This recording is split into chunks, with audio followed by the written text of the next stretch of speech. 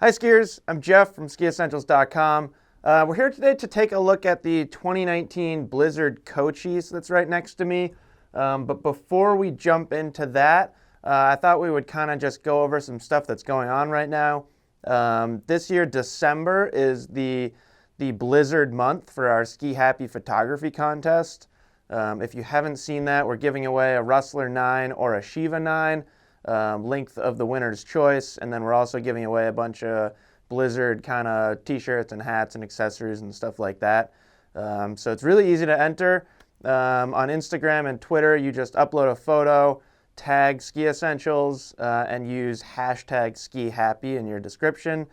On Facebook, you basically do the same thing, but you have to upload that directly to the SkiEssentials Facebook page, not on your own Facebook page. So a little different there. And then there is also a direct entry if you go to skiessentials.com/ski-happy. You'll also be able to access the gallery of all the entries that way. So yeah, I thought considering this is a Blizzard review, we would kind of touch on the fact that this is the Blizzard Ski Happy month. And Ski Happy, unlike past years, is going to run through the entire winter with each month having a different sponsor. So keep checking back, but if you want to win some Blizzard skis, now's the time. Today is winter solstice, the 21st of December, so you've still got 10 days to enter. The entry period ends at the end of December, and then we'll announce winners probably around January 4th. And then the next Ski Happy contest will start right after that. So like I said, today we're going to look at the Blizzard Cochise. This is kind of a unique video review for us. We actually sent a pair of these out to our Utah correspondent, Drew. And Drew actually put together, he's been testing them for a while, and he wrote a review on Chairlift Chat. So this video, if you're on Chairlift Chat right now, you already know that. You've probably already read the review. But if you're on YouTube, watching this on YouTube, I definitely invite you to go over to Chairlift Chat. There's a link in the description, and read Drew's review. It's a pretty quick read, and it's really cool. You know, Utah terrain is a little bit more appropriate for a ski like this, so we thought it was cool to send a pair out to him and have him test it. He's also going to be skiing the Rustler 11 this year, so kind of in spirit of that concept, we're going to kind of chat about some differences between these two skis, because at first glance you might think they're relatively similar. So let's jump right into it here. This is the Blizzard Cochise, and you know, the easiest way to describe this ski is it's pretty much a hard charging big mountain freeride ski. Still wide enough to be considered a powder ski, but really the focus of this ski is powerful, stable performance, and we're going to get into why it achieves that type of performance. So to start, I'll kind of throw out an analogy. This is very similar. We've had the conversation about the Brahma to the Rustler 9 or the Bonafide to the Rustler 10. This is a very similar conversation that we're going to have here, but the skis are wider. And the Cochise does have somewhat of a different shape than the Brahma and the Bonafide, so a little bit different of a comparison. But overall, you can take that same concept and apply it to this. So the Cochise uses a wood core, 2 full sheets of Titanal, which is different than the Rustler. And we're going to kind of do some quick comparisons later in this video. And then there's also bi-directional carbon fiber in the tips and tails. So bi-directional carbon fiber means that carbon fiber is crossed in its weave. And that really adds a lot of torsional stiffness into the tips and tails, and also makes the ski a little bit more responsive. So that's the construction of the Cochise. Let's talk about its shape too. You know, among skis of this width, there's really not too much rocker. So you can see the tip rocker is pretty low rise, and it starts right about where my hand is right now. And then the tail, there's really not much tail rocker at all. Again, the tail rocker that is there is quite low rise. So it really does, if you decamber it, it starts about where my hand is, but it doesn't rise much off the snow at all. So the Cochise uses quite a bit of camber. and that's basically a demand of their big mountain athletes. So people on the Freeride World Tour, competitive freeride skiers, they don't necessarily want something with a lot of rocker. They still want to maintain edge contact, and they also want a bigger turn radius.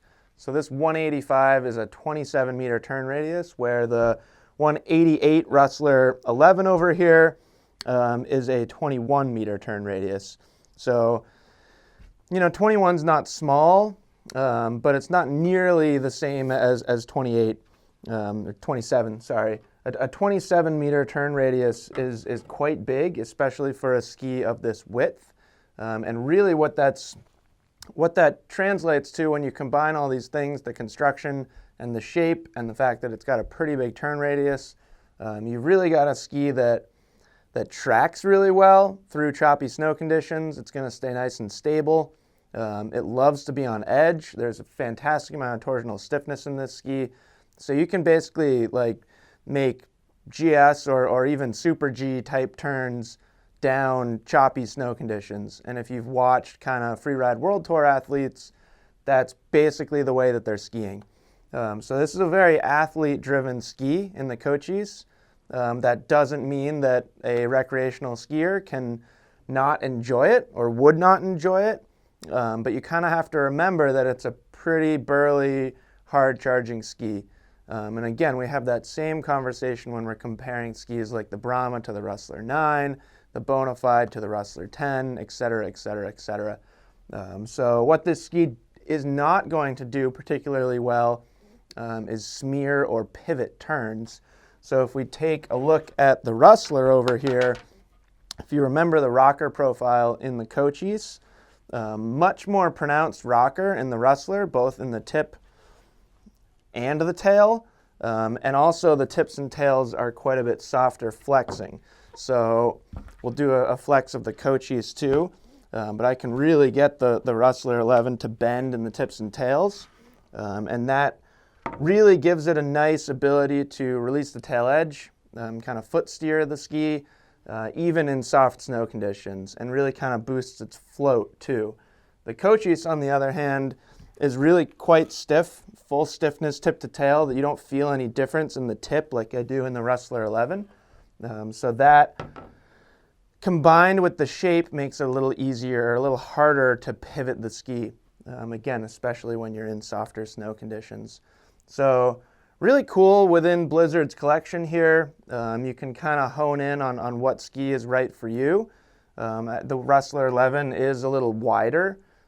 So in terms of pure powder performance, most people are going to prefer the Rustler, I think. But then, if you live out west and you just love skiing fast on those kind of choppy days, or you don't want to be held back from skiing fast on any day, the Cochise may be better for you. Blizzard also has the Spur, which is really dedicated as a powder ski. So it's not like these are our only options. The Spur is really, really cool as just a dedicated pure powder ski.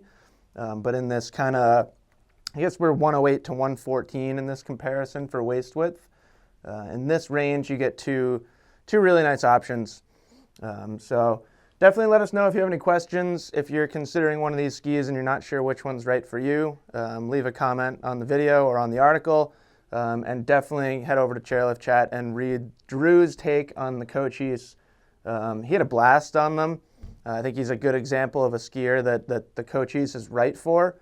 And he's going to be skiing them all winter long, like I said, alongside the Rustler 11. So we may see some more reviews from Drew down the road surrounding these two skis. And luckily, we've had a great start to the season here in Vermont, so we've been on snow a lot. We have a lot of really cool content to share with you guys. So keep an eye out on the channel. Definitely subscribe to us on YouTube if you haven't already. And over the next few months, or really the rest of the ski season, you're going to see a lot of cool content coming out of us. So we will see you on the slopes, and as always, let us know if you have any questions.